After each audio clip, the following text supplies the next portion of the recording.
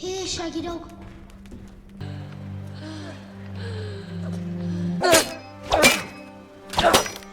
Rob! I'll kill them all. You go. Move. No! Halo semuanya, kembali lagi dengan saya. Kali ini saya akan melanjutkan alur cerita serial Game of Thrones season 1 episode yang ke-10 atau terakhir dari season 1. Buat kalian yang belum nonton episode pertamanya, langsung saja klik link deskripsi atau masuk di playlist yang sudah saya buat biar tidak ketinggalan ceritanya, oke? Di episode terakhir ini kita dibuat terkejut dari kematian Ned Stark yang dihukum mati oleh Joffrey. Dan bagaimana sih kisah selanjutnya dari perebutan takhta Iron Throne? Tanpa lama-lama, mari kita masuk di alur ceritanya. Let's go! Film diawali dengan teriakan para rakyat King's Landing yang merasa sangat senang sekali dengan kematian dari Ned Stark.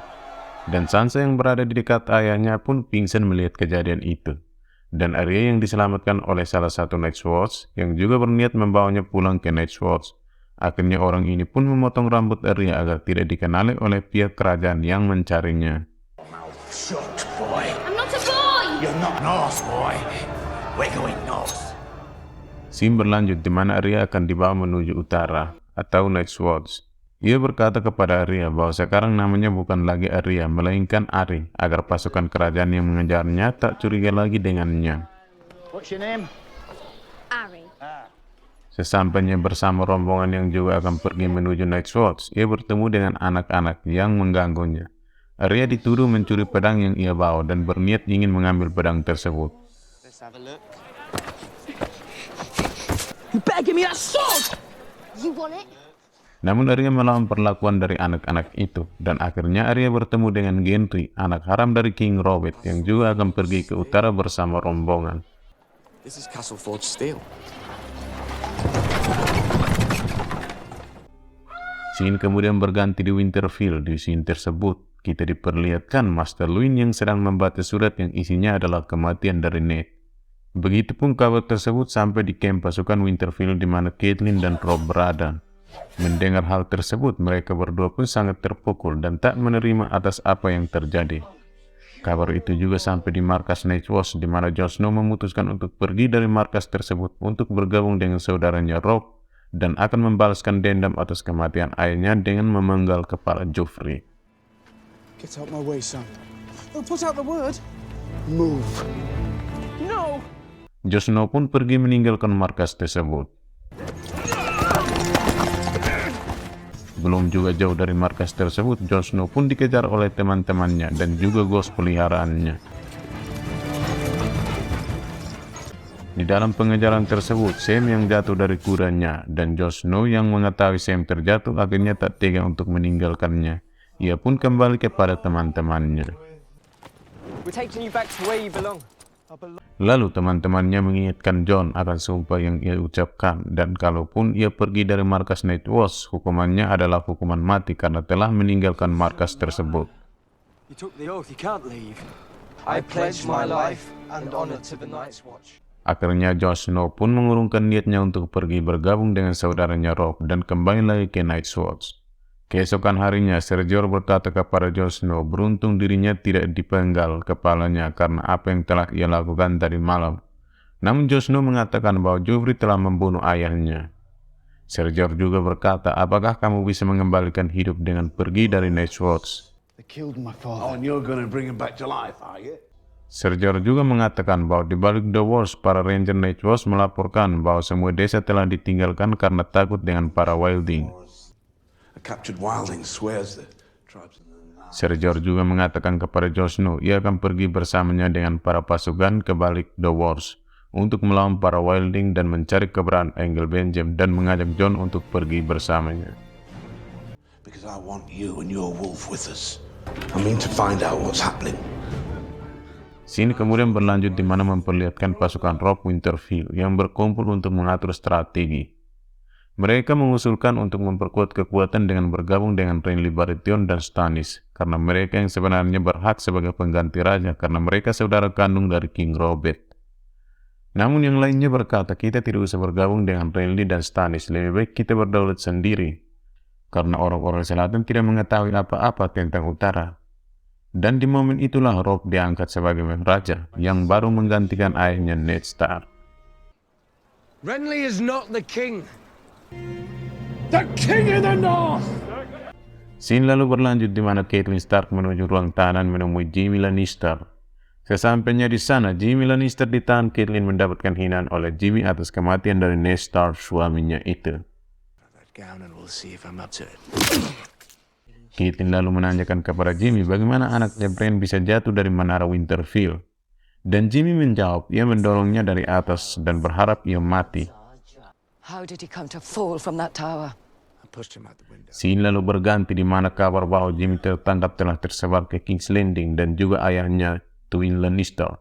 Para komandannya pun mengusulkan untuk berdamai dengan Winterfell. Namun Tyrion Lannister berkata bahwa tidak mungkin bisa berdamai dengan Winterfell setelah kematian dari Ned Stark. Tywin Lannister terlihat sangat marah mengetahui kabar bahwa Jaime Lannister yang tertangkap oleh pasukan Winterfell dan menyuruh para komandannya untuk keluar ruangan semua. Lalu Tywin Lannister memanggil Tyrion dan berbicara dengannya. Ia memerintahkan kepada Tyrion untuk menjadi Hand of the King yang baru menggantikan dirinya untuk mengendalikan Joffrey dan ibunya. Dan ia juga berkata ia tidak boleh membawa Shae, pacarnya yang selalu menemani Tyrion. Tyrion akhirnya terpaksa menjalani perintah dari ayahnya, namun ia tetap saja membawa Shae untuk menemani ke King's Landing. You will serve as Hand of the King in my stead. Scene lalu berlanjut di mana memperlihatkan seorang penyanyi yang sedang menghibur raja. Penyanyi tersebut menyanyikan sebuah lagu tentang kematian King Robert. Namun hal tersebut tidak membuat senang King Joffrey. Ia kemudian langsung memberikan sebuah hukuman kepada penyanyi dengan dipotong lidahnya agar tidak lagi bisa bernyanyi.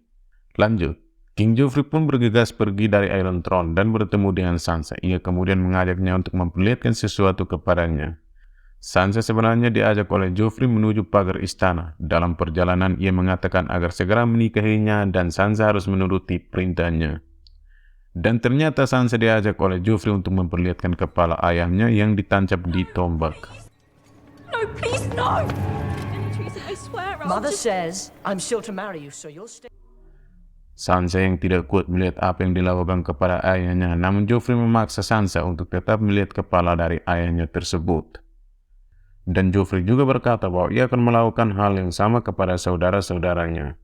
Namun Sansa berkata mungkin kakaknya lah yang akan memenggal kepala Joffrey.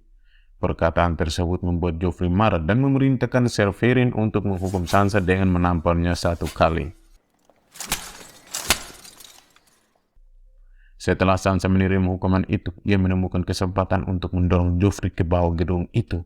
Namun baru saja melangkah, rencana tersebut digagalkan oleh Sandor Clegane dengan menahannya dan memberikan sabuk tangan untuk membersihkan lukanya di mukanya. Scene kembali ke kisah Daenerys yang bangun setelah mengalami sakit akibat kandungannya. Ia lalu menanyakan kepada Ser Jorah bagaimana kondisi anaknya. Ser Jorah mengatakan bahwa anaknya tak selamat. Wanita yang menolongnya lalu masuk dan berkata bahwa anaknya telah ditukar dengan nyawa Drogo.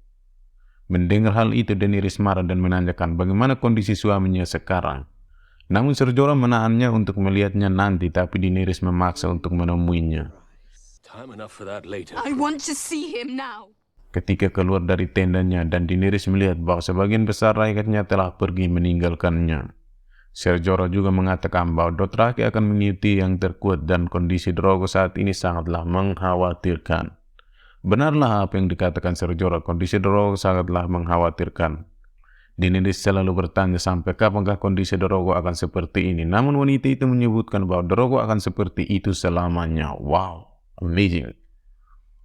Lalu Daenerys memerintahkan Ser Jorah untuk meninggalkan mereka berdua. Wanita itu mengatakan bahwa Drogo telah membakar kuilnya dan para dewa sedang marah kepadanya. Dan kini anaknya nanti tidak akan lagi bisa menguasai dunia dan membakar satu kota manapun juga. You knew what I was buying. Then you will see exactly what life is worth. Akhirnya Daenerys pun putus asa atas apa yang terjadi dan melihat suaminya hidup namun tidak bisa melakukan apa-apa. Daenerys pun dengan berat hati memutuskan untuk mengakhiri hidup suaminya.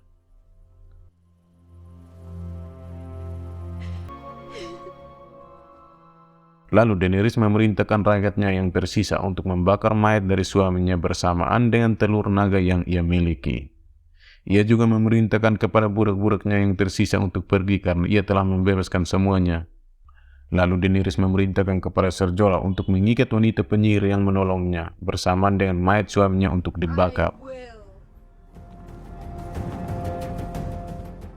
Ketika api membesar dan teriakan wanita yang diikat mulai menjerit-jerit berpanasan, Daenerys pun akhirnya mengakhiri hidupnya dengan masuk ke api bersama dengan suaminya. Wow, it's amazing!